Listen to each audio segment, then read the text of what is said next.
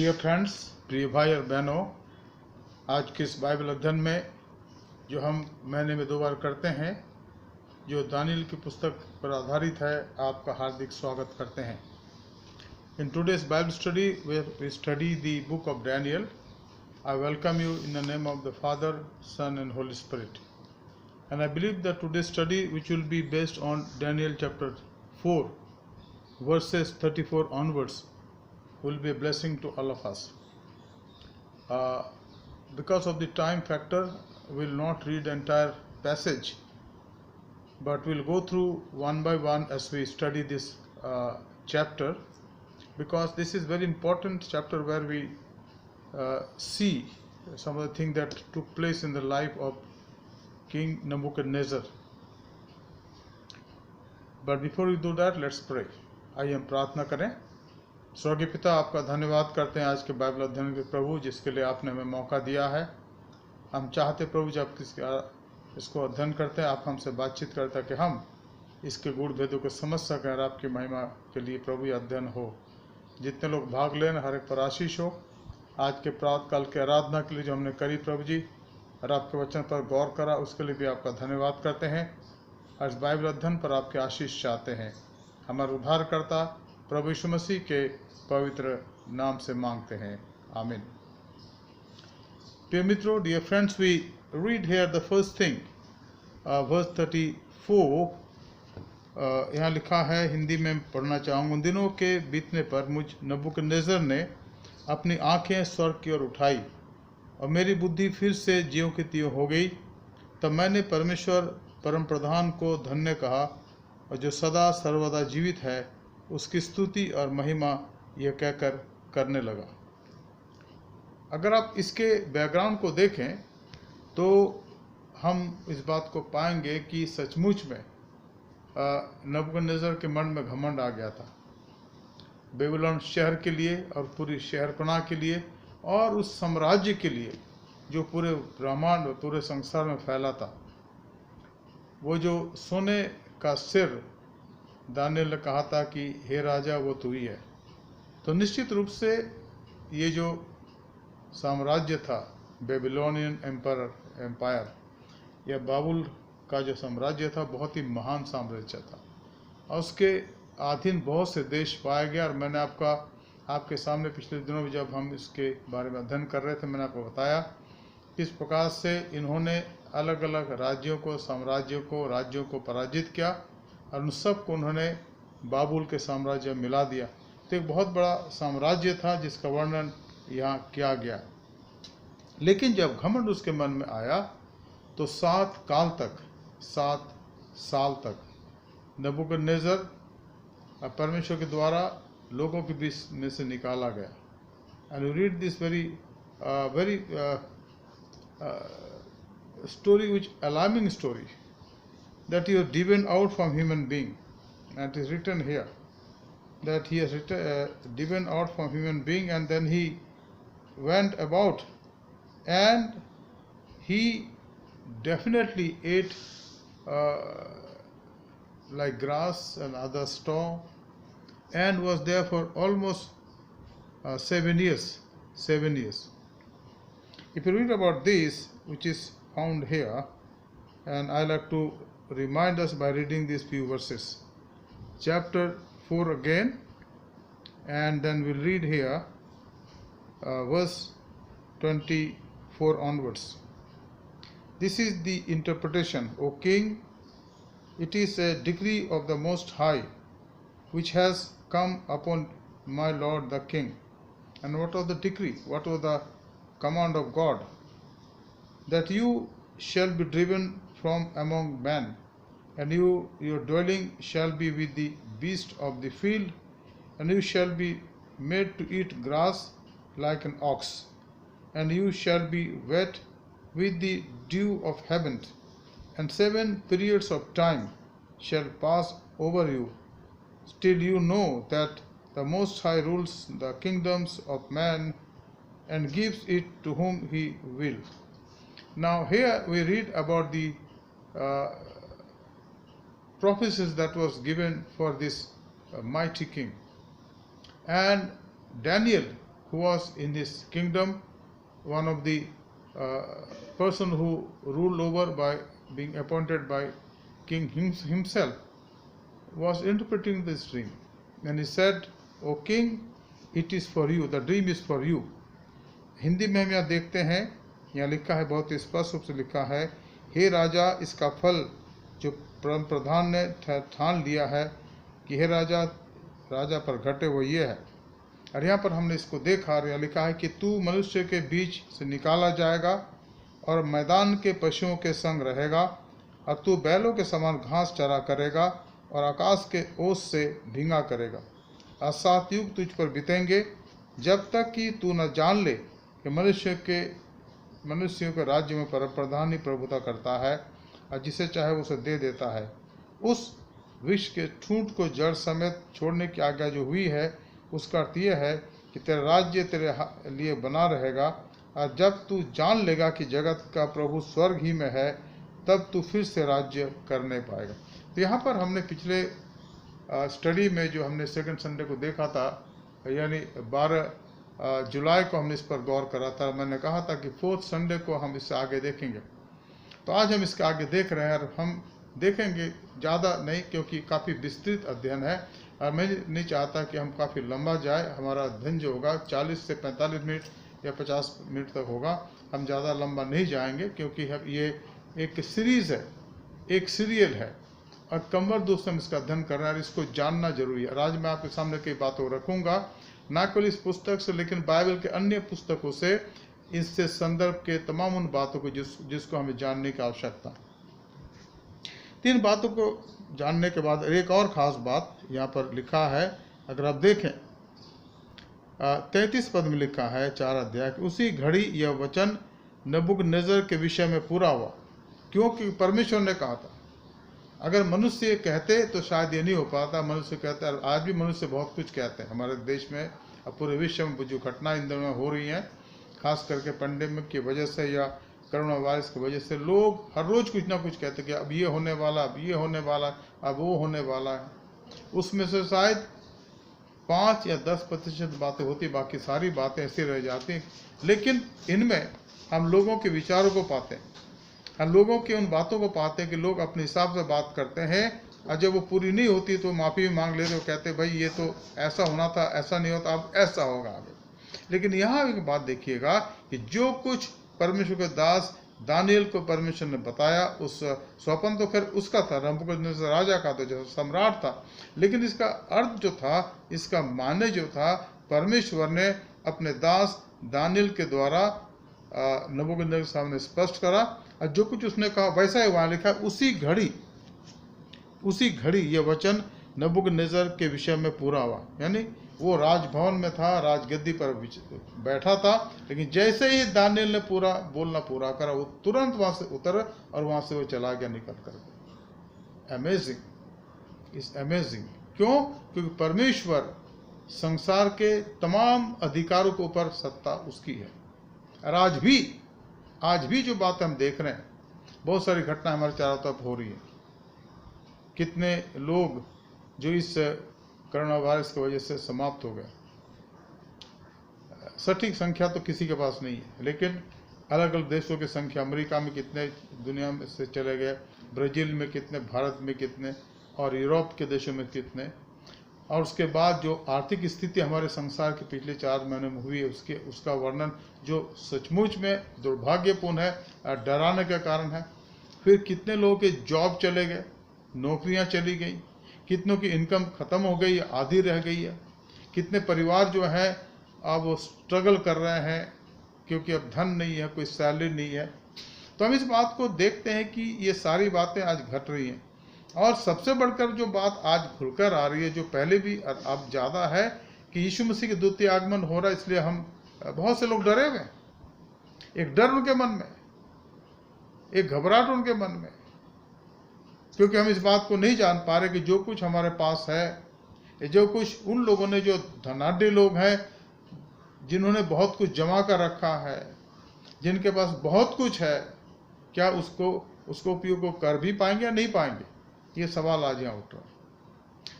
बहुत से देशों की सरकारों को बहुत कठिनाई हो रही है कि देश को चलाना। और ये सारी घटनाओं को हम देखते हैं इन दिनों में। अगर आप BBC लंदन न्यूज़ खोलें, CNN खोलें, अल जजीरा खोलें, NDTV खोलें, तो आपको इन सब बातों का पता लग जाएगा। और हमारे देश में भी जो चैनल्स हैं, कहीं ना कहीं वो बातों को बताते हैं कि क्या क्या हो रहा है, क्या क्या होगा। और हर एक जन, हर एक व्यक्ति जो अपने आप को जिम्मेदार महसूस करता है, अलग अलग प्रकार से बातें कर रहे हैं, इसलिए हम घबराए हुए हैं। लेकिन जहां तक परमेश्वर की बात है, वो जो कुछ कहता है उसको पूरा करते हैं। लिखा है जो बातें दानियल नबी ने नबूकदनेस्सर से कहा, दानियल ने नहीं कहा कि राजा अब थोड़ी देर रुक जाइए, होगा। यहाँ लिखा उसी क्षण, उसी घड़ी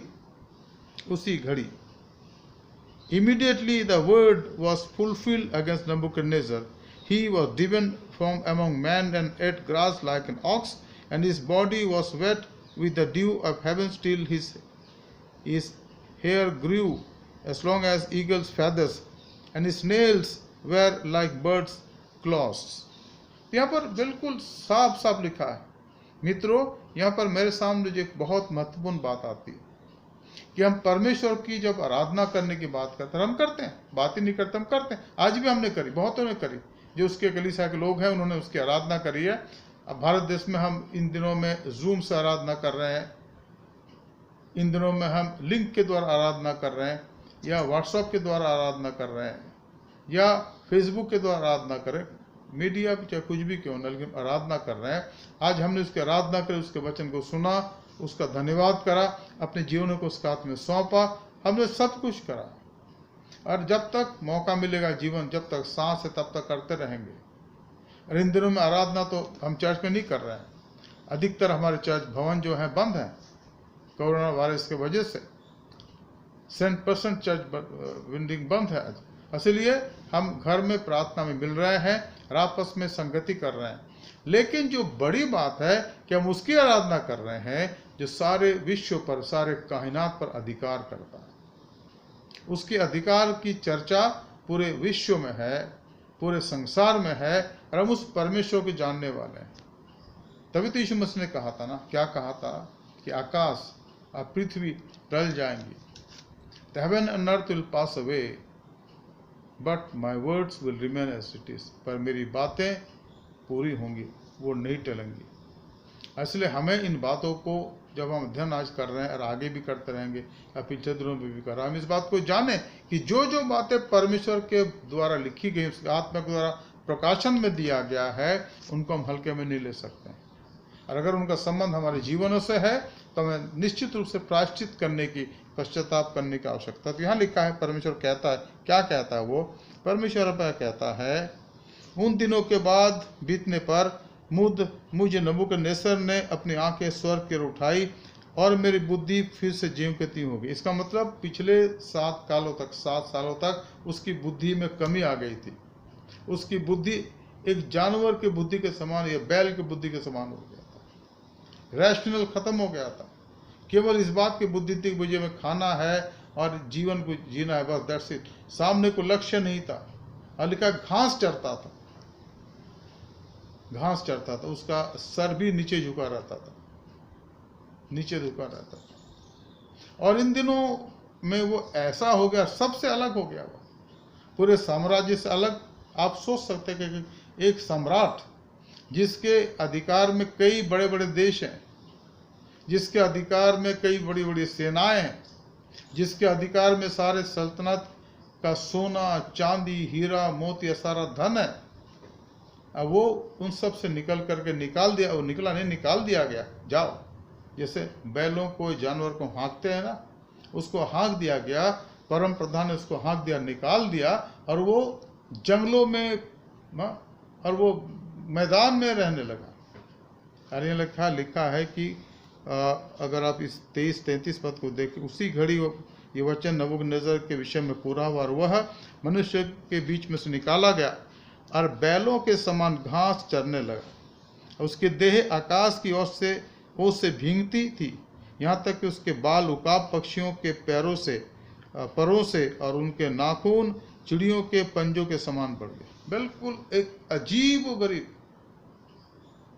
हुलिया बन गया उसका। His condition became horrible. It is written, he was driven from among men and ate grass like an ox. And his body was wet with the dew of heavens, till his hair grew as long as eagle's feathers, and his nails were like bird's claws. यह साफ साफ यहाँ लिखा हुआ है. आप कल्पना नहीं कर सकते, लेकिन परमेश्वर वही कराता जिसकी कल्पना इंसान नहीं कर सकता, क्योंकि उसका ज्ञान, उसकी समझ, उसकी योजना हमारे से बहुत ऊंची है. इंसान अपने बुद्धि से उसको नहीं समझ सकता. इसलिए जब उसके पास आते तो विश्वास करते कि वो है. विश्वास की आवश्यकता. रैशनल जो मेरा और आपका है ना, वो परमेश्वर की सारी बातों को जान नहीं सकता. यही आप नहीं समझ सकते कि उसको एक महाराजी राज को, एक जो महाराज था, एक जो महाप्रतापी सम्राट था, उन राज्यों का मालिक, उन राज्यों का राजा जो महल में रहता था और सिंहासन पर विराजमान होता था, और उसके सामने आने के लिए लोग घबराते थे, और वो बैल के समान हो गया. अरे ऐतिहासिक घटना हुई जिसका वर्णन हम पाते, अगर इतिहास में आप देखें तब देख पाएंगे. ये सारी घटनाएं, सारी बातें मित्रों जो बाइबल की ऐतिहासिक है, कोई पौराणिक कथा नहीं है. ये कोई ऐसी घटना नहीं जिसके लिए कोई प्रूफ नहीं. सारे प्रूफ हैं इसके, क्योंकि ये वास्तव में विश्व की कहानी है, विश्व का इतिहास है बाइबल, और इसमें सारे विश्व के इतिहास दिया गया. इसलिए जो कुछ बातें हो रही है और होने वाली है, उसका भी यहाँ पर वर्णन है. इसलिए अगर हम परमेश्वर के पास आकर के इस संसार के उन तमाम घटनाओं को जानना चाहते हैं, पहचानना चाहते हैं, तो निश्चित रूप से यीशु मसीह पर विश्वास की आवश्यकता है, बाइबल की बातों को जानने की आवश्यकता है. और मैं बड़े विश्वास के साथ कहता हूँ मित्रों, बड़े दीनता के साथ कहता हूँ कि अगर आप आज परेशान हैं, इस पैंडेमिक की वजह से आपके जीवन में कठिनाई है, या आप नहीं समझ पा रहे क्या हो रहा है, तो आपको परमेश्वर की तरफ फिरने की आवश्यकता है. You need to turn to God, the God of the Bible, and then you'll know one by one everything that is written here is about our world. The past, lot of things what was written has already took place, and what has been written is taking place, and many things will take place which is written here in the Bible, because this is the mind of God being revealed to human being. ये परमेश्वर का वो प्रकाशित वचन है जो मनुष्य के लिए दिया गया, इसलिए हमें इसको जानने और समझने की आवश्यकता है. अब यहाँ पर लिखा है 34 पद में, उन दिनों के बीतने पर नबूकदनेस्सर ने अपनी आंखें स्वर्ग की ओर उठाई और मेरी बुद्धि फिर से ज्यों की त्यों हो गई. तब मैंने परमप्रधान को धन्य कहा जो सदा सर्वदा जीवित है, और उसकी स्तुति और महिमा यह कहकर कहने लगा. अब देखिए ये बात उसके मन में क्यों आई, क्यों उसके मन में आई, क्यों ऐसा हुआ. यहाँ पर उसका कारण लिखा, हमने पिछले दिनों देखा था, 12 तारीख को देखा था हमने. अगर दानियल उसके 4 अध्याय के 28 पद को पढ़े तो उसका कारण यहाँ लिखा है, उसका कारण यहाँ लिखा है. देखिए क्या साफ साफ लिखा, क्या लिखा, देखिए यहाँ पर लिखा साफ साफ क्या लिखा है इसके बारे में. देखिए 28 पद में लिखा है, यह सब कुछ नबूकदनेस्सर राजा पर घट गया 12 महीने के बीतने पर. जो जब उसको दानियल ने सारी बातें बताई, उसके 12 महीने के बीतने पर, जब वह बेबीलोन यानी राजा नबूकदनेस्सर बेबीलोन के राजभवन की छत पर टहल रहा था, तब वह कहने लगा. अब ये देखिए यहाँ पर वही घटना हो रही जो जिसके लिए उसको सजा दी गई. वो कहने लगा, क्या कहने लगा, क्या यह बड़ा बेबीलोन नहीं? Is not this great Babylon which I have built by my mighty power as a royal residence and for the glory of my majesty? क्या बोला उसने यहाँ पर, देखिए साफ साफ लिखा. उसने कहा, यहाँ पर लिखा है, क्या यह बड़ा बेबीलोन नहीं जिसे मैंने अपने ही बल और सामर्थ से राजनिवास होने को और अपने प्रताप की बड़ाई के लिए बसाया है. प्राउड, घमंड. मैं अपने पुराने दिनों की याद करता हूँ, कई जगह पर जहाँ पर मैंने सेवकाई करी, उन बातों को जब मैं करना चाहता था, करा, अच्छे हो गए, लेकिन उन लोगों को जिनको पहले कभी ध्यान नहीं आया इनको करने की, जब मैंने इनिशिएट लिया करने का, वो भी आगे पीछे से, और ऐसे आगे सोचते कि हम ही कर सकते हैं, और लग गए पीछे पीछे। हालांकि हमने काम पूरा करा, क्योंकि प्रभु ने अनुग्रह दिया कि जिस काम को मैं शुरू करता हूँ उसका अंत भी करता हूँ, चाहे वो कोई भी काम क्यों ना हो। और प्रभु की महिमा के लिए ये गवाही है कि आप कहीं भी देख सकते हैं, जहाँ भी प्रभु ने रखा वहाँ पर हमने काम पूरा करा, अच्छे से करा, और आज भी वो एविडेंट है, आज भी वो दिखते हैं, वो काम दिखता है, और उसके लिए कोई क्रेडिट नहीं है, क्योंकि सब कुछ क्रेडिट परमेश्वर का। लेकिन जो पीछे से आकर लग गया कि भाई हम भी कर रहा है, हम भी कर रहे हैं, वो क्रेडिट लेते रहते हैं। परमेश्वर के काम में कितना क्रेडिट आप लेंगे? मेरा जीवन आगे संसार में, तो ये उसकी क्रेडिट है ना, उसके श्रेय उसको जाता परमेश्वर को। और अगर जीवन है तो तमाम आशीषें हैं, तमाम समय है, सारी बातें हैं। ऐसे जो कुछ इस जीवन के द्वारा होता है उससे उसको महिमा मिले ना। लेकिन अगर हम खुद अपने उन कार्यों के लिए महिमा अर्जित करना चाहें तो ये तो बड़ी मूर्खता की बात होगी। पर संसार में लोग यही करते हैं कि बस उसको हमने करा, और यही बात यहाँ पर आती है। राजा नबूकदनेस्सर जो महान प्रतापी राजा था, सम्राट था, उसने जब छत से अपने साम्राज्य को कई बार पहले भी देखा होगा, ये पहली बार नहीं है, लेकिन एक उस दिन जब वो देखा 12 महीने के बीतने पर, उस भविष्यवाणी को, उसके मतलब या उसके अर्थ को सुनने के बाद, तो दानिएल के द्वारा उसको बताया गया था। ठीक 12 महीने के बाद जब वो अपने राजभवन के छत में टहल रहा था, तब उसने सारे शहर को देखा जहाँ तक उसकी आंखें जाती थी। और उसने क्या कहा, क्या ये बड़ा बेबीलोन नहीं जिसे मैंने ही अपने बल और सामर्थ्य से राजनिवास होने को और अपने प्रताप की पढ़ाई के लिए बनाया है?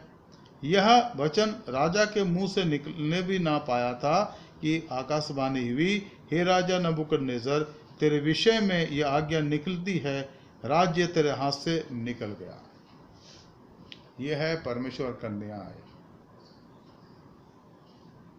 राज्य तेरे हाथ से निकल गया।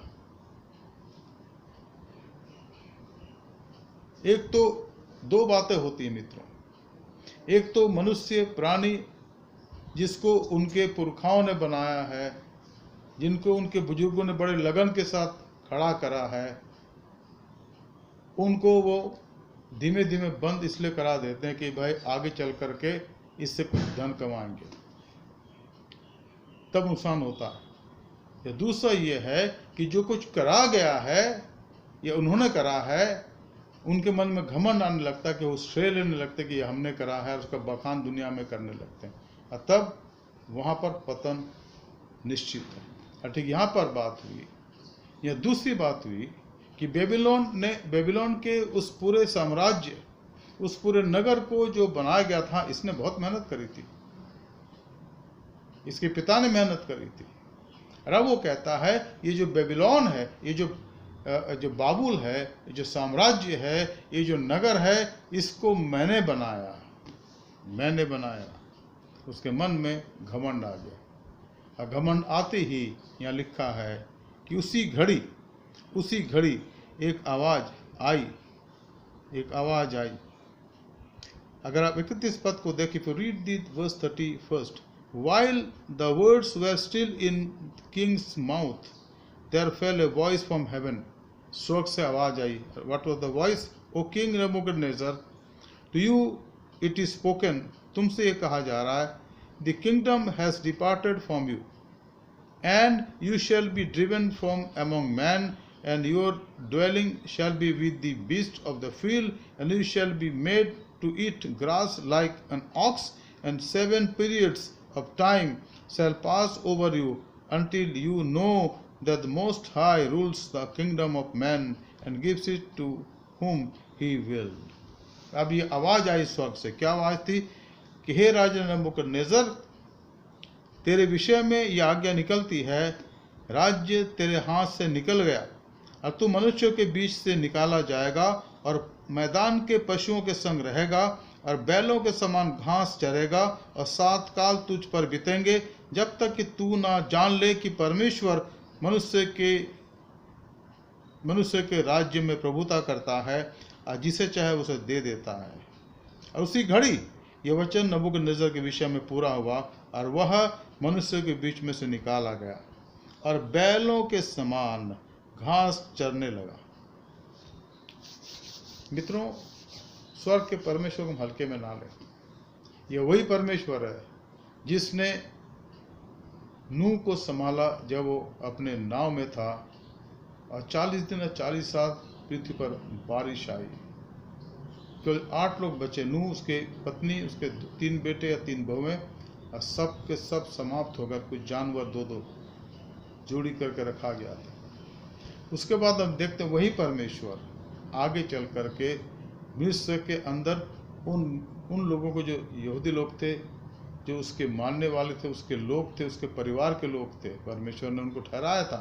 अब्राहम, इसहाक, याकूब के वंश के लोग 430 साल तक वहाँ रहे और उसके बाद जब उनको उनसे निकाला, और बाय द वे मिस्र को हाम का देश कहा गया। आपको याद है कि नूह के 3 बेटे थे, शेम, हाम, यापेत। तो ये जो हाम के वंशज हैं वो मिस्र, इसलिए हाम को मिस्र भी कहा गया। तो मिस्र देश के अंदर जब ये इस्राएल जाति के लोग रहे और 430 साल के बाद परमेश्वर ने उनको निकाला मूसा की अगुवाई में, तो लिखा है एक बहुत ही बड़ी घटना हुई। और वो घटना क्या थी जो मनुष्य के बूते से नहीं हो सकता, बाहर है और लिटरली हो चुकी है। इतिहास में इसका वर्णन है कि जब इस्राएल जाति को निकल के सुकोत से आगे गए तो उनके सामने लाल समुद्र था, पीछे मिस्र की सेना भाग रही थी उनको मारने के लिए, और आगे समुद्र था। तब लिखा है परमेश्वर ने उस समुद्र को 2 भाग, उसका पानी 2 भाग में बढ़ गया। ये लिटरली हो चुका, ऐतिहासिक घटना है। और लगभग 30 लाख यहूदी लोग मूसा की अगुवाई में उस समुद्र के बीच से, जैसे पानी सूख गया था बिल्कुल, वो पैदल पैदल निकल के चले, उस पार चले गए। और जब उस पार चलेगा, जब मिस्र की सेना के किनारे आई और उन्होंने सोचा कि हम भी पार होकर उनको समाप्त कर देंगे, तब लिखा है कि पानी जब वो जैसे अंदर गए थे, तब परमेश्वर की आंखों ने उनके रथों को देखा, उनकी सेना को देखा, और परमेश्वर ने अपनी ताकत से उनके रथों के पहियों को निकाल दिया। और वो सेना जो मिस्र की सेना थी, करीब करीब 1.5-2 लाख की सेना तो होगी, समाप्त हो गया। और पानी ऐसा बहने लगा जैसे पहले भरा था।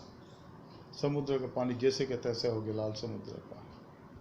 और वो संपूर्ण सेना, मिस्र का राजा फिरौन समाप्त हो गया। अब कुछ समय पहले, कुछ साल पहले फिरौन की लाश मिली है लाल समुद्र में। ऐतिहासिक घटना, भयंकर घटना करने वाला परमेश्वर।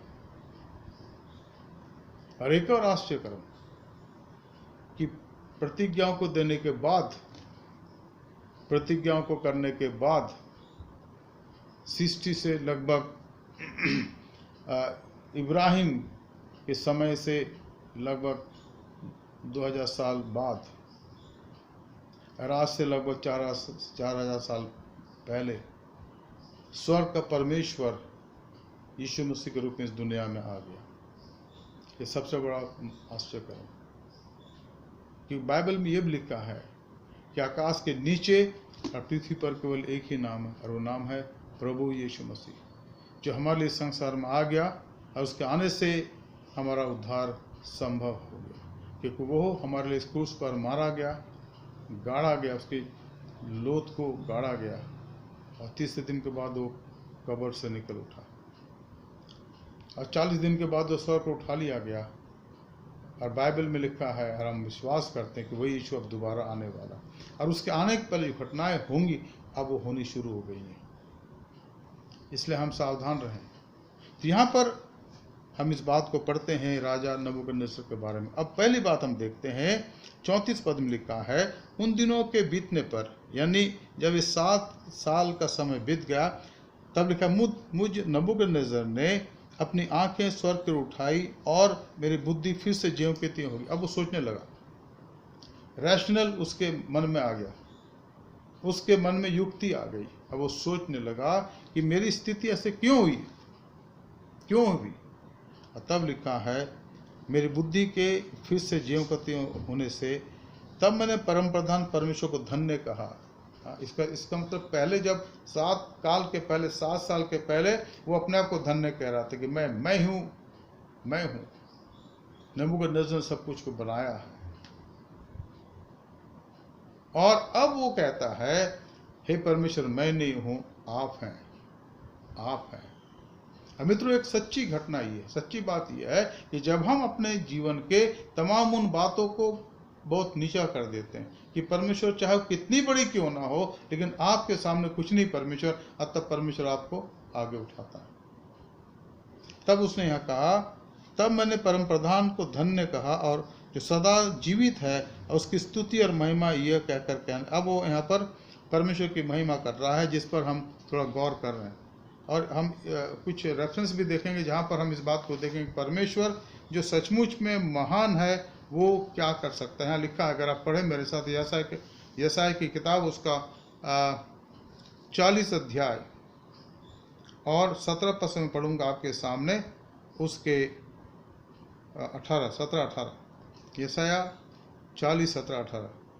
सारी जातियां उसके सामने कुछ नहीं है, वह उसकी दृष्टि में लेश और शून्य से भी घट ठहरी है। तुम परमेश्वर को की उसके समान बताओगे, तुम परमेश्वर को किसके समान बताओगे और उसकी उपमा किससे दोगे। मूरत कारीगर ढलता है, सुनार उसको सोने से मढ़ता है और उसके लिए चांदी की सांकलें ढालकर बनाता है। जो कंगाल इतना अर्पण नहीं कर सकता, वो ऐसा वृक्ष चुन लेता है जो ना भुने। तब एक निपुण कारीगर ढूंढकर मूरत बनवाता है और उसे ऐसा स्थिर करता है कि वह हिल ना सके। क्या तुम नहीं जानते? क्या तुमने नहीं सुना? क्या तुमको आरंभ से ही नहीं बताया गया? क्या तुमने पृथ्वी की नींव पड़ने के समय ही इसे विचार नहीं किया? वो ये है कि जो पृथ्वी के घेरे के ऊपर आकाशमंडल पर विराजमान है और पृथ्वी के रहने वाले टिड्डी के तुल्य है, जो आकाश को मलमल के समान फैलाता है और ऐसा तान देता है जैसा रहने के लिए तंबू ताना जाता है। कौन है परमेश्वर? वो अनंत कालीन परमेश्वर है। तमाम बातें, तमाम चीजें जो हम सृष्टि में देखते हैं, उसको उसने बनाया, उसने उसकी रचना करी है। मित्रों, कुछ सालों पहले मैंने एक अखबार की कटिंग पढ़ी थी ईश्वर की महानता के बारे में, कि वैज्ञानिकों को, जो खगोल शास्त्री हैं नासा के, उनको बहुत दूर 2 सूरज दिखे, सूरज तारे के समान छोटे छोटे, पर अपनी गणना और अपने विद्वता से वो कहते हैं कि ये जो 2 तारे हैं वो हमारे सूरज से बहुत बड़े हैं, बड़े बड़े सूरज हैं। और उन्होंने कहा कि वो एक तारा जो है ना, हमारे सूरज से 1500 गुना बड़ा, हमारे सूरज से 1500 गुना बड़ा। तो 2 तारे अलग अलग रहते हैं, उनको देखा इन्होंने, जो हमारे सूरज से 1500 गुना बड़ा।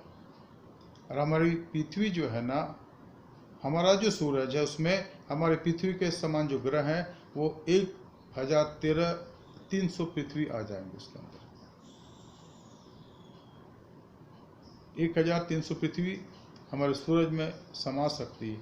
और वो जो सूरज हैं, जो तारे दिखे हैं, वो सूरज से 1500 गुना बड़े हैं, एक ग्रह, एक तारा। तो हम उनकी बृहत्ता की कल्पना इस ज्ञान से तो कर नहीं सकते, हो नहीं सकता। लेकिन उस परमेश्वर की स्तुति जिसने उनको बनाया, अब बाइबल में लिखा है कि वो उनको नाम लेकर बुलाता, ये उसकी महानता। परमेश्वर सृष्टि करता है जो उन तारों को नाम ले लेकर बुलाता, वो महान है, अति महान है। तो यहाँ पर इस बात को हम पढ़ते हैं, नबूकदनेस्सर कहता है उसने उसकी स्तुति की और क्या कहा, उसकी प्रभुता सदा की है और उसका राज्य पीढ़ी से पीढ़ी तक बना रहने वाला है। पृथ्वी के सब रहने वाले उसके सामने तुच्छ गिने जाते हैं, और वो स्वर्ग की सेना और पृथ्वी के रहने वालों के बीच अपनी इच्छा के अनुसार काम करता है, और कोई उसको रोककर उससे नहीं कह सकता कि तूने ये क्या किया। परमेश्वर जो महान है, वो जो कार्य करता है, उसका जो कार्य है वो हमारे समझ से बिल्कुल अलग है, परे। यशायाह के 37 अध्याय को देखिए, यशायाह 37 चैप्टर, और मैं पढ़ूंगा कुछ पदों को, 16 पद से मैं पढ़ूंगा आपके सामने, उसके 19 पद तक। आइज़ाया चैप्टर 27 वर्सेस 16 to 19 क्या लिखा है यहाँ पर। हे सेनाओं के यहोवा, तू करूबों पर विराजमान इस्राएल के परमेश्वर, पृथ्वी के सब राज्यों के ऊपर केवल तू ही परमेश्वर है। आकाश और पृथ्वी को तूने बनाया है। हे यहोवा, कान लगाकर सुन, हे यहोवा, आँख खोलकर देख, हे सन्हेरीब के सब वचनों को सुन ले, जिसने जीवते परमेश्वर की निंदा करने की को लिख भेजा है। हे यहोवा, सच तो यह है कि अशूर के राजाओं ने सब जातियों के देशों को उजाड़ा है और उनके देवताओं को आग में झोंका है, क्योंकि वे ईश्वर ना थे, वे केवल मनुष्य की कारीगरी काठ और पत्थर ही थे, इस कारण वे उनका नाश कर सके। अब यहाँ पर परमेश्वर की विद्वता का, उसकी सामर्थ का वर्णन है। हे सेनाओं के यहोवा, हे करूबों के पर विराजमान इस्राएल के परमेश्वर, पृथ्वी के सब राजाओं के ऊपर केवल तू ही परमेश्वर है। पृथ्वी के सब राज्यों के ऊपर केवल तू ही परमेश्वर है। आकाश और पृथ्वी को तू ही ने बनाया। यशायाह 37 15-16 पद। हमारा परमेश्वर जिसका वर्णन बाइबल में किया गया है वो सचमुच में महान है। मित्रों, हम उसकी महानता के बारे में सोचते तो लेकिन कल्पना नहीं कर सकते कितना महान है वो। सारे सृष्टि का बनाने वाला है, जिसमें असंख्य तारे हैं, असंख्य नक्षत्र हैं, असंख्य ग्रह हैं। हमारी पृथ्वी तो एक ग्रह मात्र है जो सूरज के चारों तरफ 365 दिन में घूमता, चक्कर लगाता, ऑर्बिट करता, और उसी में हम यहाँ पाए जाते हैं। और यही पृथ्वी इतनी बड़ी है कि इसके एक छोर से चक्कर लगाने के अंदर कितना समय लगता है। अगर आप प्लेन से जाने की बात करें तो घंटों लगते हैं। यहाँ पर समुद्र है, यहाँ पृथ्वी है, पृथ्वी मतलब जगत है, धरती है, मिट्टी है। और वैज्ञानिक ये कहते हैं, हम भी इस बात को जानते हैं कि हमारी पृथ्वी में 2/4 तो पानी है और 1/3 जो है वो मिट्टी है, पृथ्वी है। बाकी 2 नहीं 3/3 पानी है। इसको बनाया गया इसी प्रकार से। अगर ऐसा नहीं होता तो इसमें संतुलन बिगड़ जाता। लेकिन जो पृथ्वी है सुखी, ये बहुत है, जिसमें हमारे 5 महाद्वीप हैं, 5 महाद्वीप हैं, और जिसको हम जानते हैं, जहाँ पर हम रहते हैं, उत्तर दक्षिण अमेरिका, अफ्रीका, एशिया और ऑस्ट्रेलिया। ये 5 महाद्वीप हैं जो बृहत हैं, बहुत भयंकर हैं। और बाकी जो जगह वो पानी है, वाटर है, जो समुद्र के नाम से जाना जाता है। 3/3 पानी, 1/3 पृथ्वी। ये तो ग्रह की बात है जो पृथ्वी के नाम से जाना जाता है। लेकिन संपूर्ण ब्रह्मांड में असंख्य तारे हैं, असंख्य नक्षत्र हैं, असंख्य ग्रह हैं, और महान स्पेस है, महाशून्य है। इसका बनाने वाला वो, हम उसके बारे में सोच नहीं सकते। यहाँ पर नबूकदनेस्सर कहता है कि परमेश्वर, पृथ्वी के सब रहने वाले आपके सामने तुच्छ जाने जाते हैं, और वो स्वर्ग की सेना और पृथ्वी के रहने वालों के बीच अपनी इच्छा के अनुसार काम करता। परमेश्वर की इच्छा हमारे से बहुत ऊंचा है, उसकी इच्छा सिद्ध है, उसकी इच्छा हमारी भलाई के लिए है, और उसकी इच्छा अनंतकालीन है। इसलिए हम कभी भी ऐसा ना कहें कि भाई परमेश्वर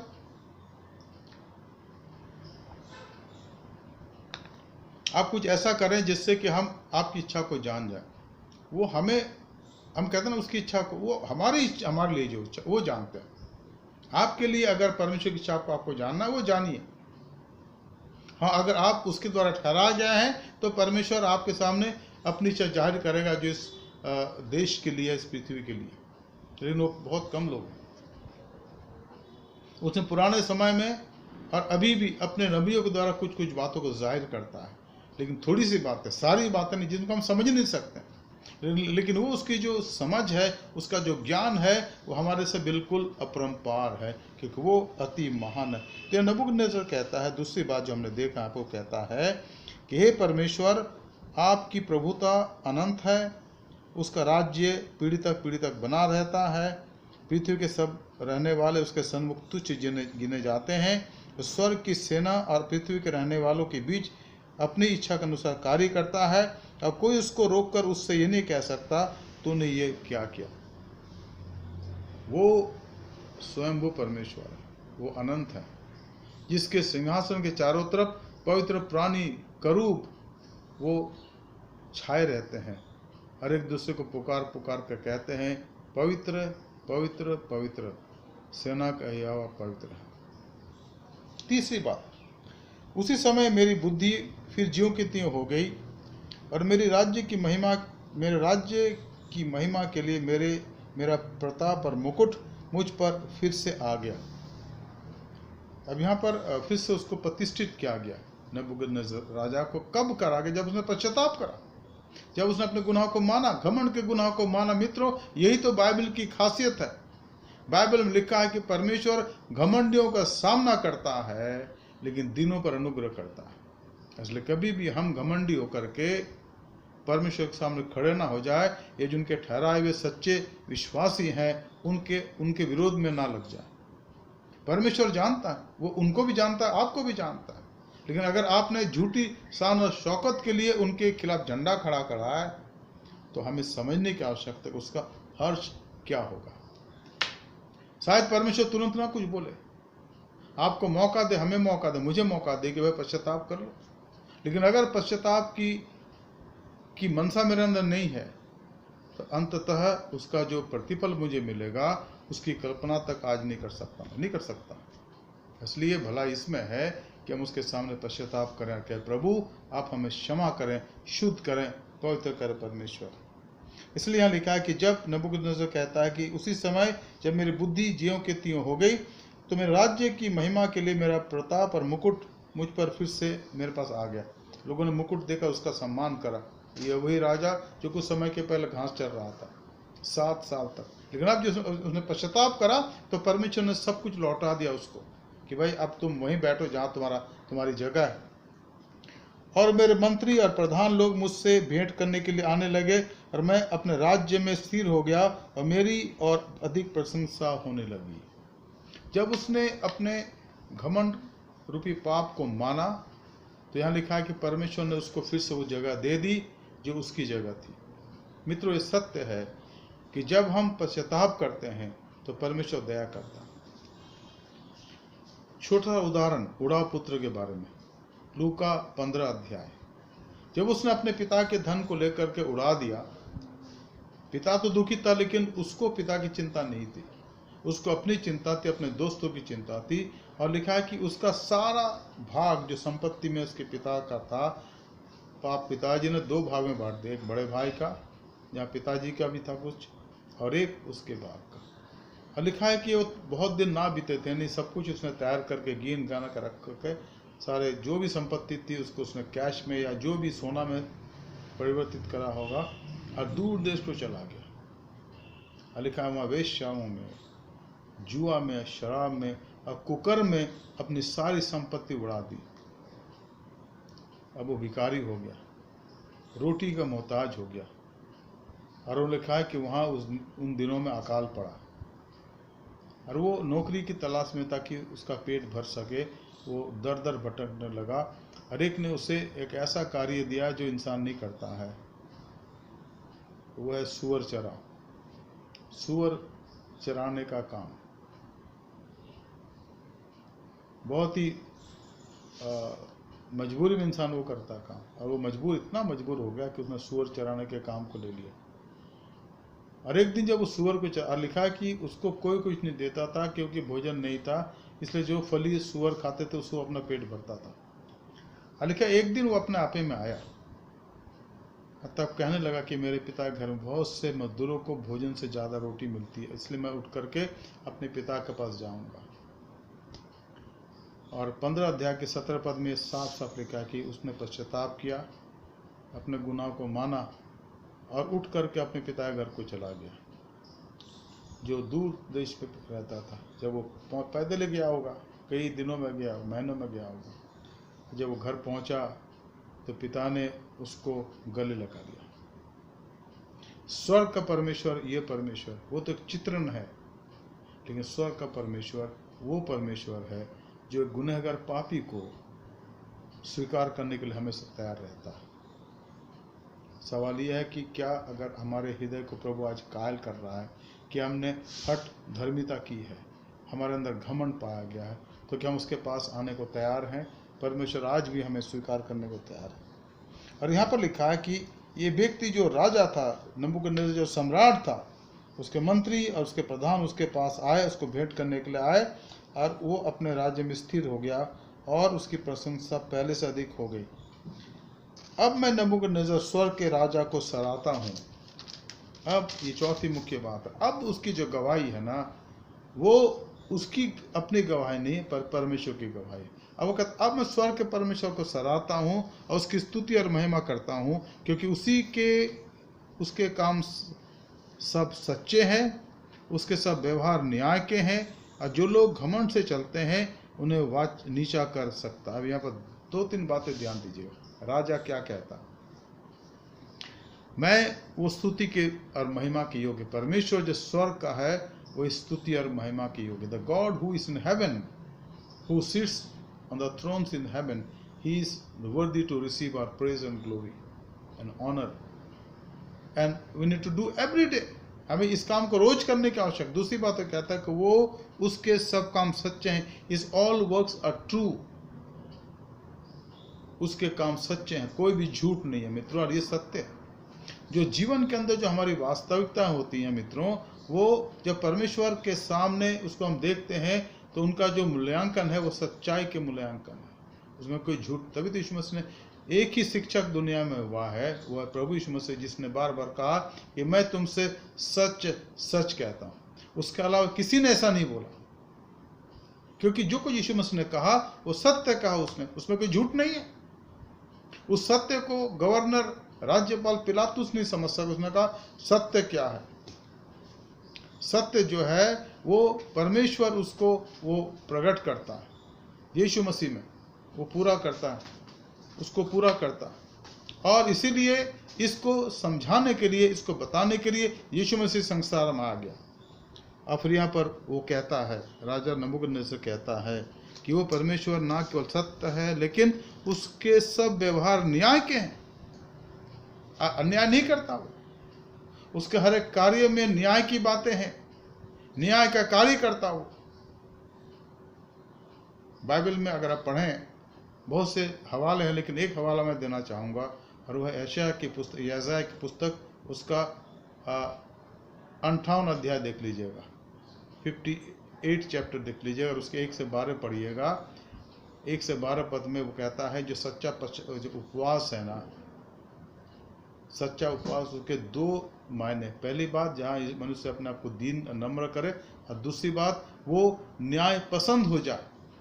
जो अन्याय लोग सहते हैं उनके पक्ष में होकर उनका वो पक्ष ले, और उनके लिए वो न्याय ढूंढने के लिए दिन रात लगा दे। और आगे अगर हम देखें, याकूब कहता है सच्ची भक्ति जो है उसका मतलब है अनाथों और विधवाओं के क्लेश में उनकी सुधि लेना, यह है न्याय। जो उसके सच्चे विश्वासी हैं उनके लिए लड़े, जो अन्याय को सहते हैं और दुख उठाते हैं, आंसू बहाते हैं। जो ईश्वर का सच्चा भक्त है वो उनके पक्ष में खड़ा होकर के उनको न्याय दिलाना चाहता है, वो न्याय पसंद। यहाँ लिखा है परमेश्वर जो है वो न्याय करने वाला है, और इसीलिए जो घमंड करते हैं वो उनको नीचा कर सकता है। जो घमंड करते हैं उनको नीचा कर सकता है। तो हमारा परमेश्वर जो जिसकी उपासना हम करते हैं उसके बारे में पहली बात, वो स्तुति और महिमा के योग्य है। दूसरी बात, वो सब कामों में सच्चा नहीं, वो सत्य है। तीसरी बात, वो न्याय पसंद है, वो न्याय करता है। और चौथी बात, जो घमंड करते हैं उनको वो नेस्तनाबूद कर देता है।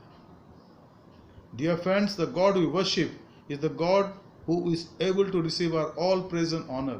He is worthy to receive our all praise and honor. Number two, He is the true God. He is truth.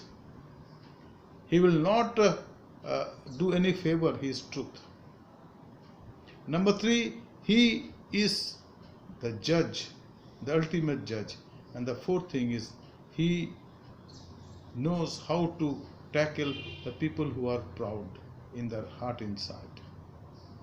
But those who are humble, He is there to always show His mercy on them. What type of people today we are? This chapter has taught us various lessons, and we have learned various things here. But fourth thing, in conclusion, do we worship Him with the spirit and truth? क्या हम उसकी आराधना आत्म सच्चाई से करते हैं? क्या हम उसके सच्चाई को हमने जाना है और हम भी सत्य पर चलने वाले बन गए हैं? क्या हमने उसके न्याय को महसूस किया है और हम भी न्याय पसंद लोग हैं? और क्या हमने अपने आप को नम्र और दीन करा? आइए हम प्रार्थना करें। स्वर्गीय पिता, आपका धन्यवाद देते हैं आज के सुंदर समय के लिए जो आपने दिया प्रभु, और आपने अपना वचन हमें दिया, हमने आपके वचन को पढ़ा समझा। हम धन्यवाद देते प्रभु इस अध्याय के लिए, दानियल के चौथे अध्याय के लिए प्रभु। हमारी प्रार्थना कि जो कुछ हमने सीखा, जाना, पढ़ा और पढ़ा प्रभु, उसको याद रखें। जो वचन के बीच प्रभु आज हमारे हृदय रूपी खेत में बोया गया प्रभु, व्यर्थ न जाए, पर आपके सामर्थ्य प्रभु हमारे हृदय के अंदर प्रभु फलवंतित हो, उसमें 100 गुना, 60 गुना और 30 गुना फल उत्पन्न हो। एफिसस कलीसिया कह रहे लोगों समर की सहायता करें। आज के इस बाइबल अध्ययन पर आपके आशीष हो। हमारे उद्धारकर्ता प्रभु यीशु मसीह के पवित्र नाम से मांगते हैं, आमीन। Dear friends, we thank you for participating in this Bible study, and you are welcome to participate in this Bible study twice a month, that is second and fourth Sunday, and I hope that you have been blessed by this Bible study. Also, you pray for your neighbors and church members of us, that you are part of it, so that God may continue to bless us. मैं चाहूँगा कि हम निरंतर प्रार्थना करें, और जो भी हम निर्णय लेते हैं कलीसिया के लिए वो आप सब जानते हैं, और सारी बातें आपके सामने बताता आ रहा हूँ, इसलिए कोई ऐसी नई बात नहीं है। इतना कहना चाहूँगा कि हर रोज़ जो हमारी शाम की बाइबल स्टडी होती है उसमें भाग लें आप, हर बाइबल स्टडी में आप भाग लें। और इन दिनों में हमारा विषय है शाम की बाइबल स्टडी का गलतियों की पत्री, इसके बाद हम इफिसियों की पत्री के अध्ययन को शुरू करेंगे। आइए हम प्रार्थना करें और बाइबल स्टडी को अंत करें। स्वर्गीय पिता, हम धन्यवाद देते हैं आज के बाइबल स्टडी के लिए प्रभु, जो दानियल की पुस्तक में किया गया। हम चाहते हैं प्रभु इन बातों को समझें और अपने जीवन को प्रभु इस पर अर्पण, इसके अनुसार चला सकें।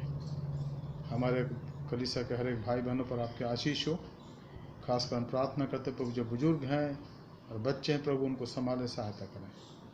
हमें से हर एक की सहायता मदद करें ताकि हम आप में बढ़ते चले जाएं, ताकि हमारे जीवन, हमारी गवाही आपको पसंद आए। जो वचन के बीच आज बोया गया प्रभु व्यर्थ न जाए, पर हमारे हृदय रूपी खेत के अंदर प्रभु अंकुरित हो, फलवंतित हो, उसमें फल लगे प्रभु 100 गुना, 60 गुना और 30 गुना। कलीसिया के हर एक परिवारों पर, हर एक माँ बाप, हर एक जवान, हर एक बच्चों पर, हर एक बुजुर्ग, हर एक जवानों पर आपके आशीष हो। हमारे कलीसिया के प्रमुख, हमारे चेयरमैन साहब बिशप सुबोध सिंह मंडल, मैडम सुदीप्ता मंडल, हमारे हर एक DSS, हर एक पासबान और दिल्ली रीजनल कॉन्फ्रेंस के एग्जीक्यूटिव मेंबर्स को संभाले सहायता करें। हमारे धन्यवाद को स्वीकार करें। उद्धारकर्ता प्रभु यीशु मसीह के पवित्र नाम से मांगते हैं, आमीन। अब हमारे खुदा यीशु मसीह के फजल, खुदा बाप की मोहब्बत, रूल कुदूस की इफाकत और शराकत हमें सारे के साथ इस समय और हमेशा तक होती रहे, आमीन।